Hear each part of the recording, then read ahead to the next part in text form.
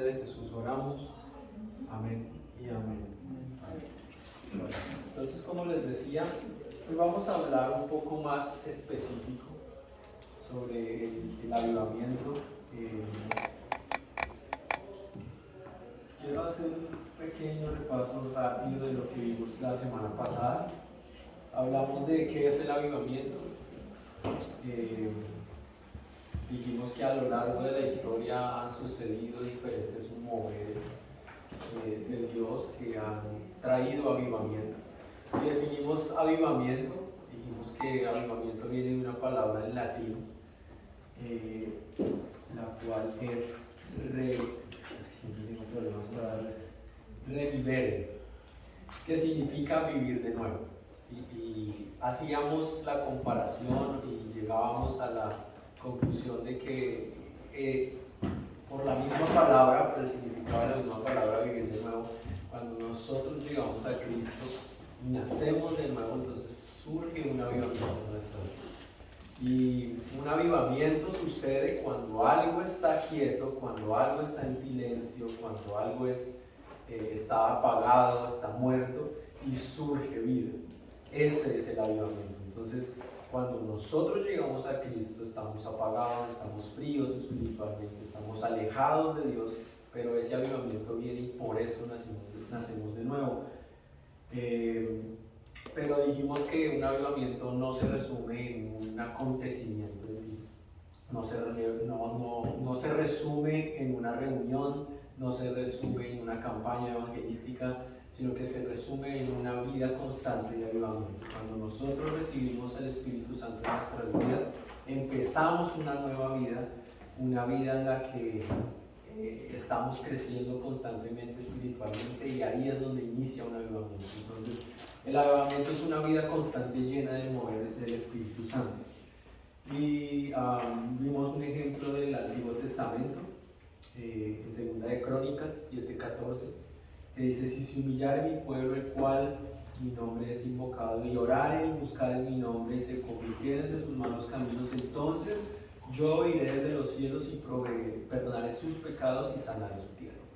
Y ahí vimos los grandes factores de un avivamiento. Entonces hay un pueblo que se humilla, que ora, que busca del Señor. Hay un Dios que oye, ¿cierto? Un Dios que perdona y que sana. Y hay un gran mover a partir de eso. Entonces está el factor del pueblo, de nosotros como hijos de Dios, de los seres humanos, pero está también Dios. Está la palabra de Dios como pilar fundamental de un avivamiento. Un pueblo que entiende la Escritura. Hay un quebrantamiento, hay algo que se rompe para que surja esa vida. Hay una confesión que permite que la palabra de Dios sea proclamada y que el avivamiento sea desatado en una ciudad, en un pueblo, en una persona. Repasamos que en el Nuevo Testamento sucedió en Hechos 2, el Pentecostés, que fue esa promesa cumplida del derramamiento del Espíritu. Y de nuevo hay un pueblo que está haciendo lo que Dios pide que hagan.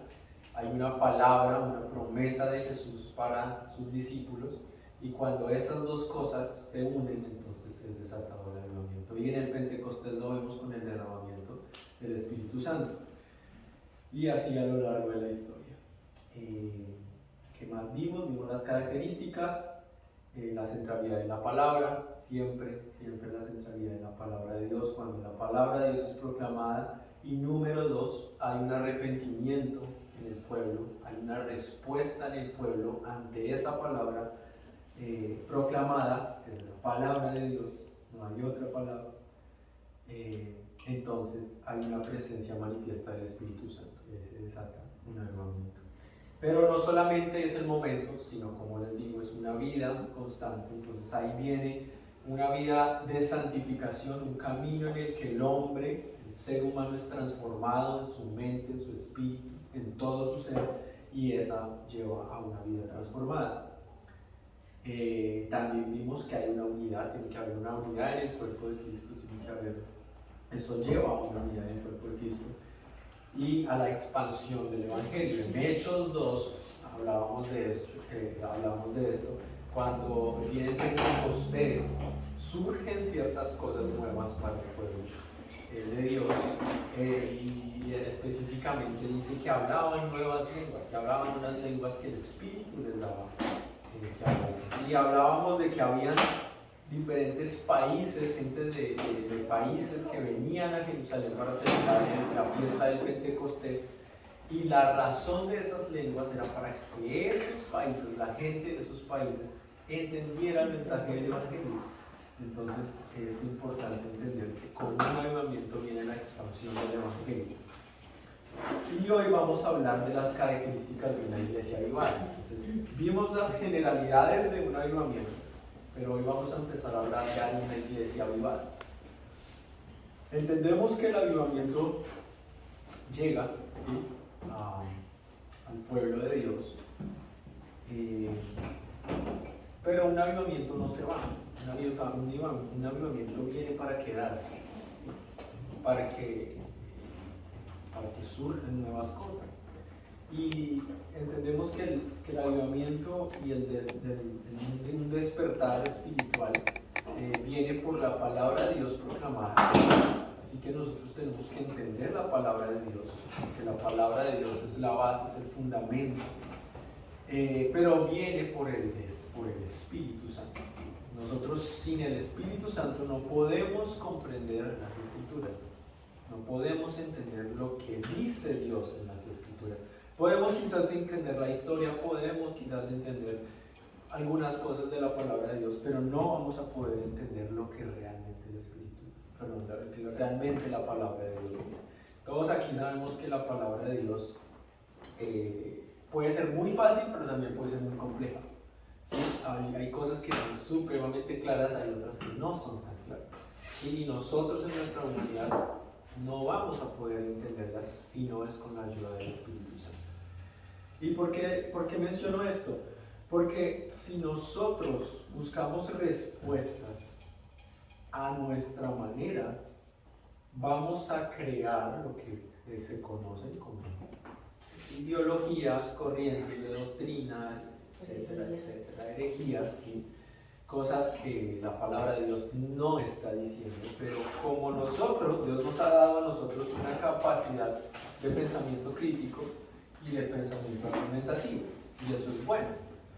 Cuando lo usamos de pronto para nuestras clases de universidad, cuando lo usamos en otras cosas, pero aquí, si bien lo podemos aplicar, no es la forma en la que nosotros aplicamos, digamos, la interpretación de las Escrituras. Para eso hay ciertas cosas. ¿Ustedes ya vieron hermenéutica? ¿Sí? Ok, bueno, entonces ustedes ya saben cómo se interpretan las Escrituras. Cuando en Pentecostés, antes de Pentecostés, Jesús les dice a ellos: quédense en Jerusalén, que va a venir el Espíritu Santo. ¿Sí? Simple y claro, no había que adivinar, tenían que pensar mucho de qué era lo que Jesús estaba diciendo en realidad. Mientras que sí vemos en algunos momentos que los discípulos les preguntan a Jesús como: ¿y esto que acabas de decir, a qué te refieres? No lo entendemos. Y Jesús les explica. Entonces Jesús hace una correcta interpretación de lo que Él mismo está diciendo. Pero ¿por qué digo todo esto? Porque cuando nosotros hablamos de un avivamiento vemos los factores que ya les hablé, de las generalidades, y dentro de eso tenemos que entender que una iglesia avivada no se mide por la cantidad de personas que vienen a una reunión, no se mide por la cantidad de personas que vienen a la academia bíblica, no se mide por las canciones, por la adoración, por el movimiento de las personas en la iglesia. Un avivamiento se mide por el mover del Espíritu Santo en las personas, ¿sí? Porque Él es el que se mueve en el pueblo, no nosotros a nuestra forma, ¿sí? Sin importar la cantidad de gente que sea.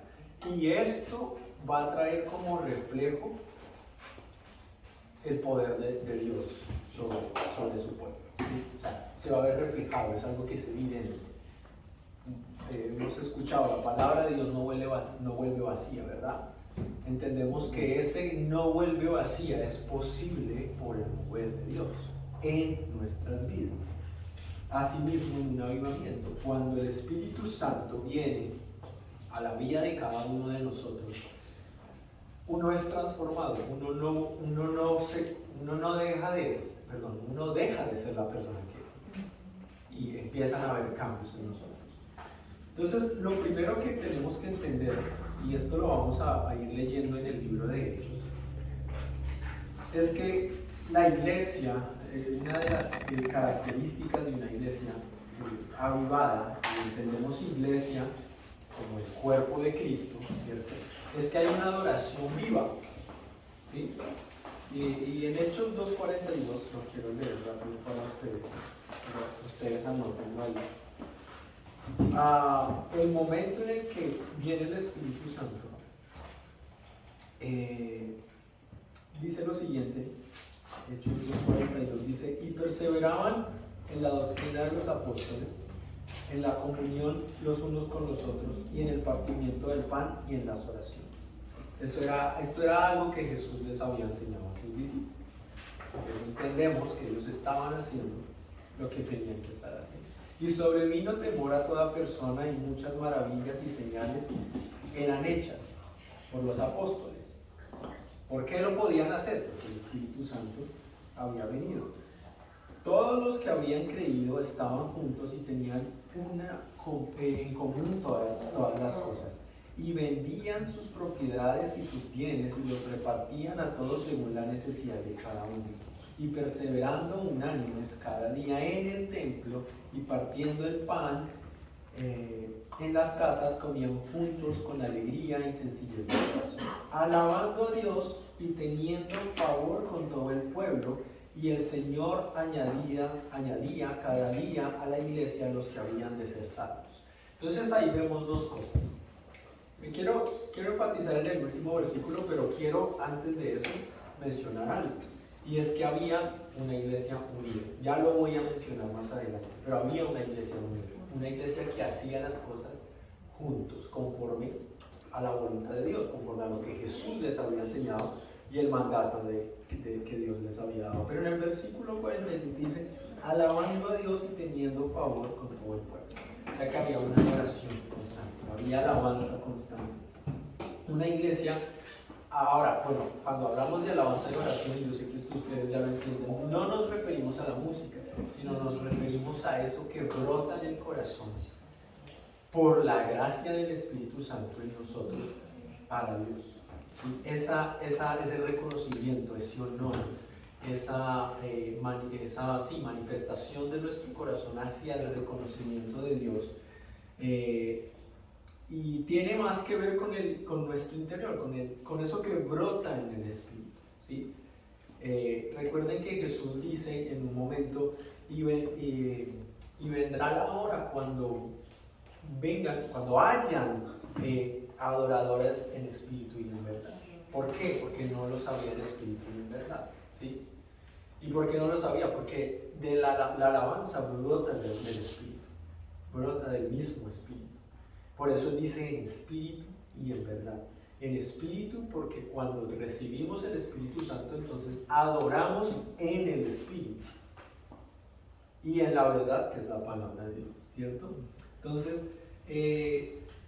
quiero dejarles esta frase con respecto a esto, y es que la adoración en una iglesia avivada no se basa en la música, sino en la presencia de Dios. Cuando como iglesia nosotros fundamentamos la presencia de Dios en todo lo que hacemos, entonces estamos siendo una iglesia avivada, porque estamos poniendo como base, como fundamento, la presencia de Dios. Nosotros somos iglesias gracias al Espíritu Santo. Una iglesia fría canta canciones, y no está mal cantar canciones. No, las canciones nos ayudan, pero las canciones no son la adoración. La adoración, la base, la vive una iglesia avivada. Nosotros no vamos a depender de canciones. No podemos depender de canciones cuando hablamos de que somos una iglesia avivada. Nosotros adoramos a Dios, alabamos a Dios por el Espíritu, no por canciones. ¿Tenemos esto claro? Es importante entender esto. Es algo que fluye del Espíritu. Número 2, hay una comunión genuina, lo que acabamos de leer, hay una comunidad genuina, una comunidad que camina en amor, que es familia. No hay un lugar para la envidia, no hay un lugar para el egoísmo, no hay un lugar para la competencia, no. Aquí todos somos hermanos, ¿sí? Aquí pues, muchas veces nos llamamos hermano, hermana, ¿cierto? Y yo sé que viene siendo ya algo de costumbre, ¿cierto? Pero ¿qué pasaría si realmente nos dijéramos así porque lo sentimos? Más que por un formalismo, ¿sí? Porque no lo vamos a negar, lo hacemos por formalismo, ¿sí? Pero ¿qué tal si yo pensara en, hey, ustedes son mis hermanos? No solo les diría hermanos, actuaría como si fueran mis hermanos, ¿cierto? Como soy yo con mis hermanos, ¿sí? Entonces, la iglesia avivada camina en ese amor fraternal, de familia, entendiendo que somos familia en Cristo. Dice Hechos 2:44.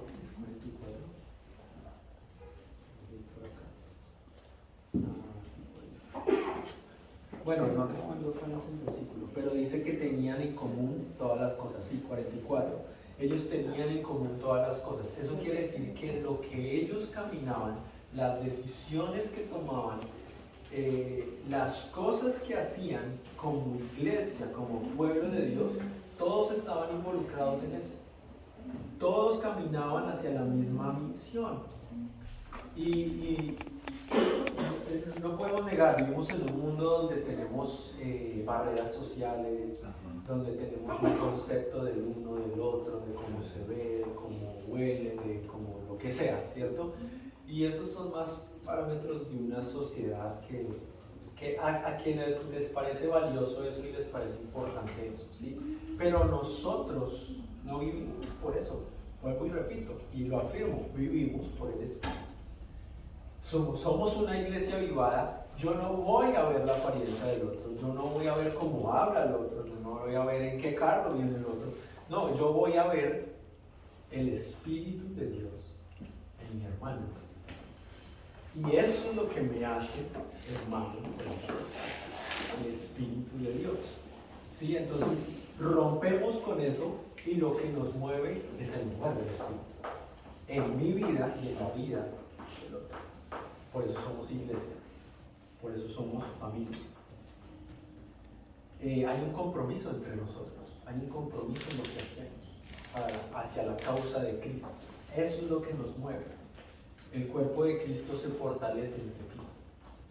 Aquí estamos siendo iglesia, pero estamos haciendo iglesia. ¿Por qué? Porque estamos caminando en el Espíritu, estamos hablando la palabra de Dios, es el Espíritu el que está aquí. Y estamos creciendo juntos. No es solo ustedes, yo estoy creciendo todos juntos. Y nos fortalecemos en esa unidad. La unidad del Espíritu es la que permite que tú y yo estemos ahí. Eso es una iglesia avivada. Una iglesia que es comprometida con la santidad. Recuerden que hablábamos que cuando viene el Espíritu Santo, cuando hay un avivamiento, esa vida, ese momento, ese mover nos lleva a nosotros a vivir una vida comprometida en la santidad. Es el Espíritu Santo el que viene y toma el control, porque Él es el que toma el control. Toma el control de lo que está sucediendo, pero toma el control de nuestras vidas. Ahí es donde hay avivamiento. Entonces lo que antes hacíamos y como antes vivíamos, queda ya atrás, porque ahora hay una nueva vida. Vivir de nuevo, lo que significa avivamiento, vivir de nuevo, hay una nueva vida. Y esa vida es la vida en santidad.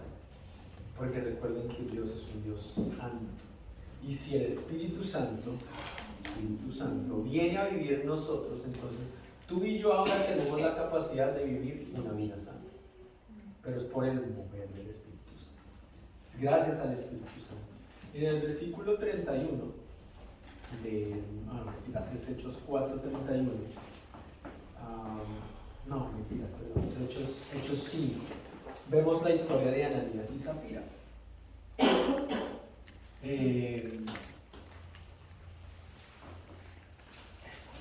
versículo, no tengo el versículo acá.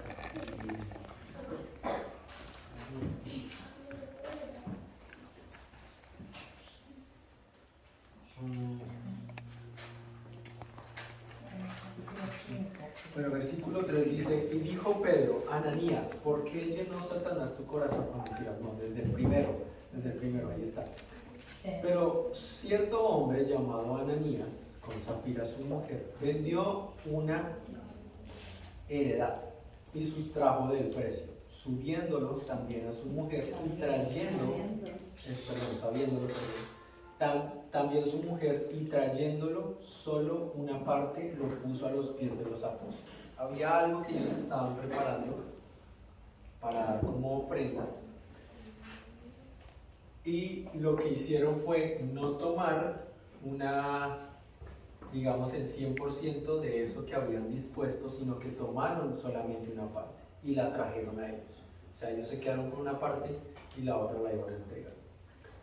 Ananías, ¿por qué llenó, dice Pedro, Ananías, ¿por qué llenó Satanás tu corazón para que mintieses al Espíritu Santo y sustrajeses del precio de la heredad, reteniéndola? No se te quedaba a ti, y vendida no estaba en tu poder. ¿Por qué pusiste esto en tu corazón? No has mentido a los hombres, sino a Dios. Al oír Ananías estas palabras, cayó y expiró, y vino un gran temor sobre todos los que oyeron. Esto aquí está ejemplificando algo desde una ofrenda, pero claramente lo que hay ahí es una falta de honestidad, ¿cierto?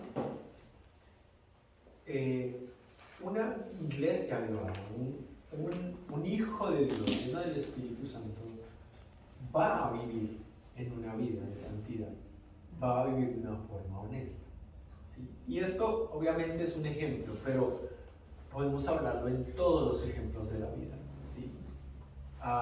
Cuando dice Pedro, dice, no me mentiste a mí, me mentiste al Espíritu Santo, me mentiste a Dios.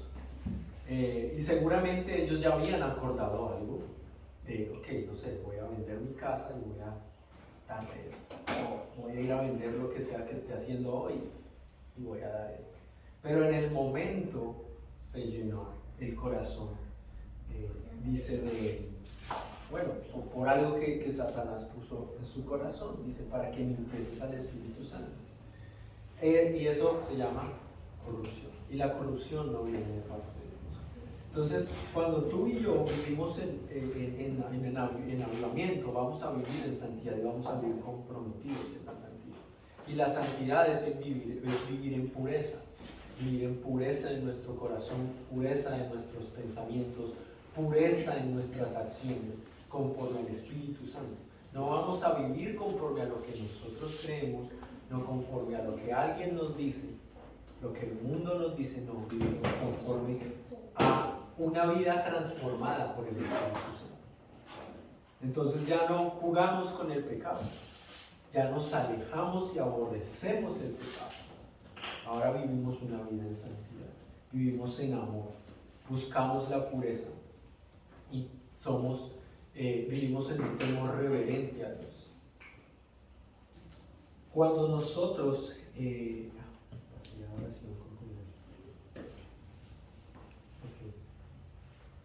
perdón que no tenía la diapositiva de esta, me acabo de dar cuenta, pero la que viene es la oración. Es una iglesia que ora, ¿cierto? Una iglesia que ora con poder, ¿sí? Y recuerden que hablamos la semana pasada, dijimos que la palabra de Dios habla de orar sin cesar, ¿cierto? Y orar sin cesar no se trata de que todo el tiempo estemos arrodillados, orando, clamando, ¿cierto? Porque sería imposible. Tenemos cosas que hacer, tenemos trabajo, no vamos a dejar de trabajar en el trabajo estar arrodillados, nos van a echar. A lo que se refiere la Biblia con esto es que estemos en una constante comunicación y conexión con Dios. Sí, claro, tenemos un momento de oración aparte, ¿cierto? Individual, tenemos un momento de oración como iglesia, como comunidad, pero no porque no estemos en esos espacios, vamos a dejar de tener en cuenta a Dios. No, necesitamos estar conectados con Dios. Y recuerden que antes del Pentecostés, ¿qué estaban haciendo los discípulos? Ellos estaban orando. Ellos estaban haciendo lo que Dios les estaba, lo que Jesús les dijo. Y en medio de eso, fue desatado. ¿Por qué? Porque hacían lo que tenían que hacer. Hechos 4:31, ahora sí.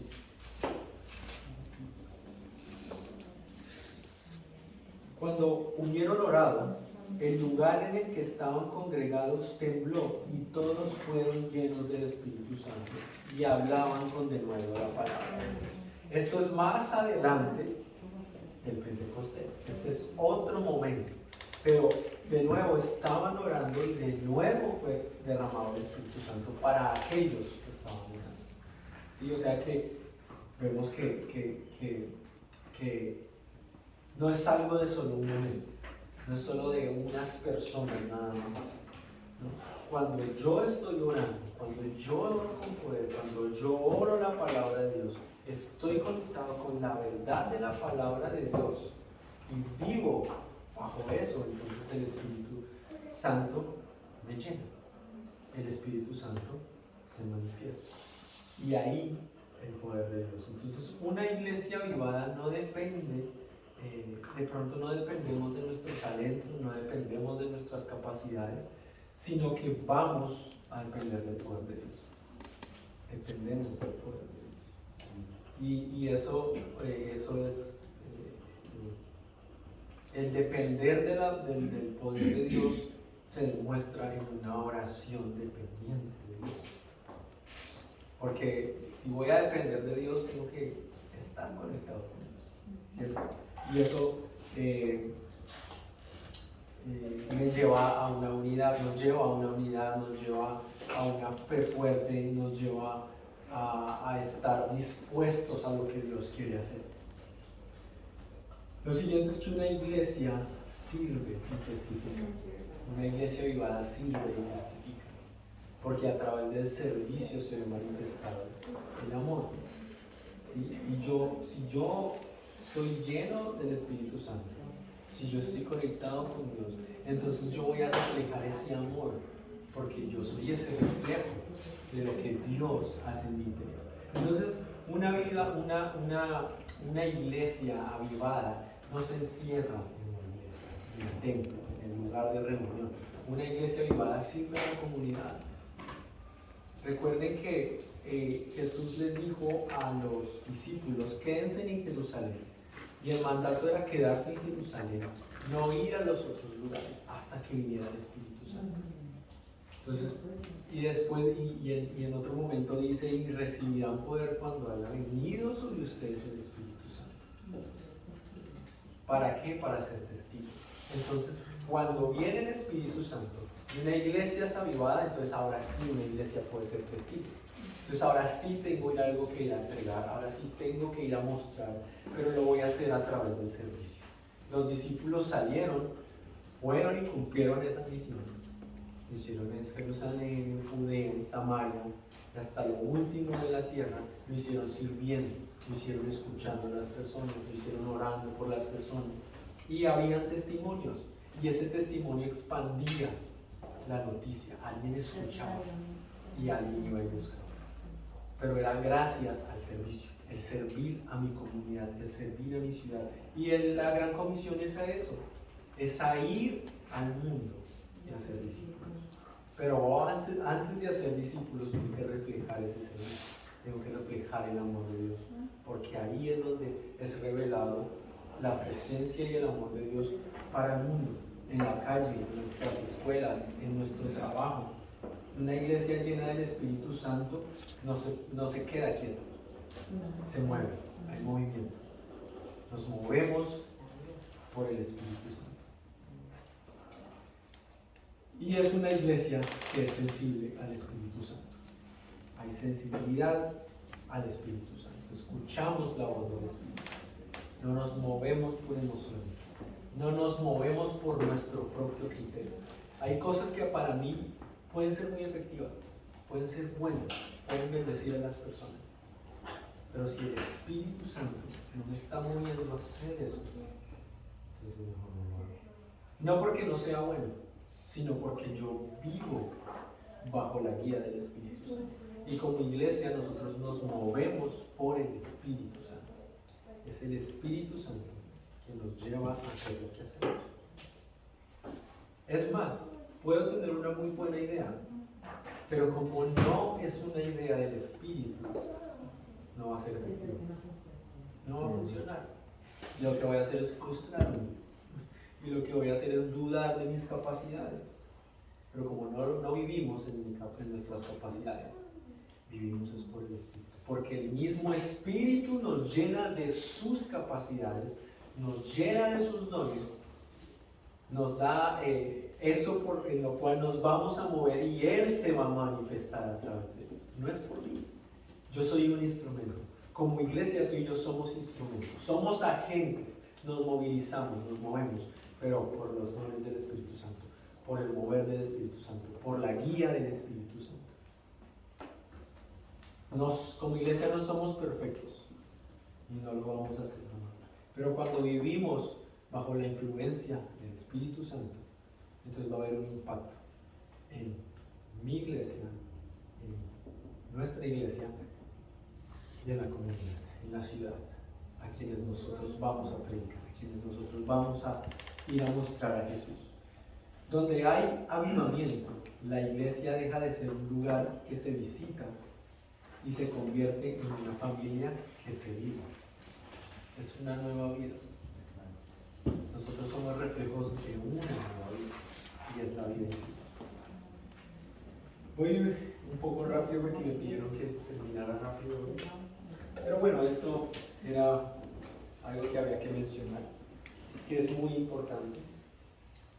Y cuando nosotros entendemos entonces cómo es que una iglesia llena del Espíritu Santo vive, cómo es que una iglesia avivada actúa, entonces tú y yo vamos a estar haciendo lo que Dios nos dice que hagamos. ¿Sí? Tú has llegado aquí porque ya estás viviendo un avivamiento en tu vida. De lo contrario no estaríamos acá. ¿Sí?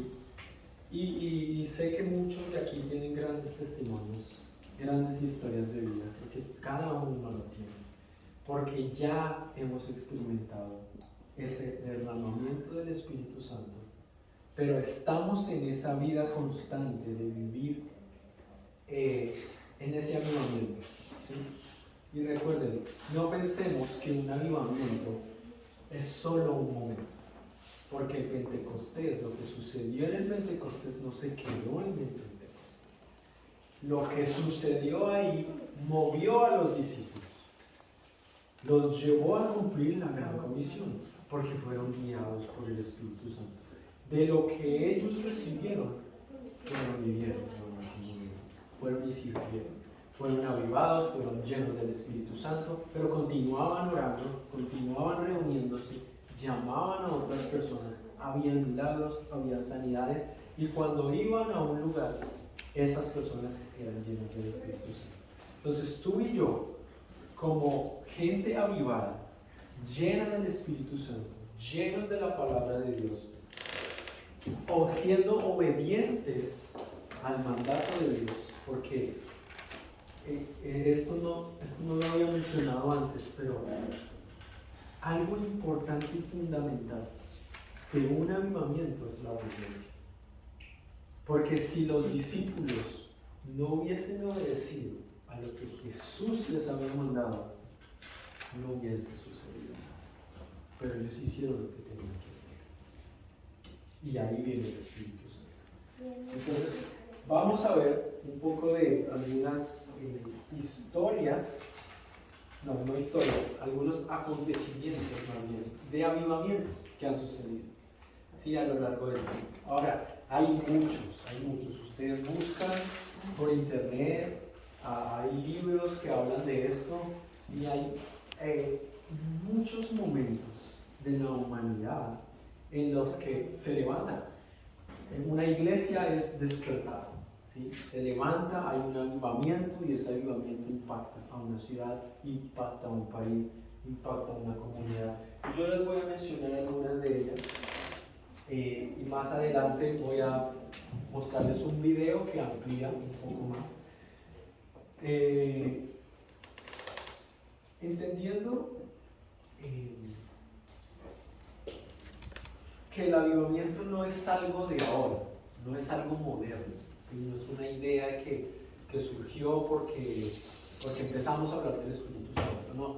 El avivamiento ha sido algo constante, ¿sí? Y lo vimos en el Antiguo Pacto, en el Antiguo Testamento, momentos específicos con Nehemías, con Esdras, lo leímos en Crónicas, cuando hay un mandato de Dios para sanar la tierra, para sanar, perdonar, y vamos a hablar de unas cuantas, unos cuantos momentos, ya digamos de la historia moderna. Entonces hablamos del Pentecostés a la Reforma. Surgieron diferentes movimientos. Aquí tengo 3 específicos, de los cuales primero ya hemos hablado, ¿sí? El Pentecostés fue ese inicio a esa promesa de Jesús sobre la venida del Espíritu Santo. Y cuando ellos reciben el Espíritu Santo, los discípulos, ellos son llenos, son avivados y reciben algo que antes no habían recibido, reciben algo que antes no tenían, y que es el Espíritu Santo. Cuando el Espíritu Santo los llena, entonces ahora ellos son movidos por el mismo Espíritu a hacer diferentes cosas, ¿cierto? Y una de esas cosas fue que 3,000 personas fueran salvas.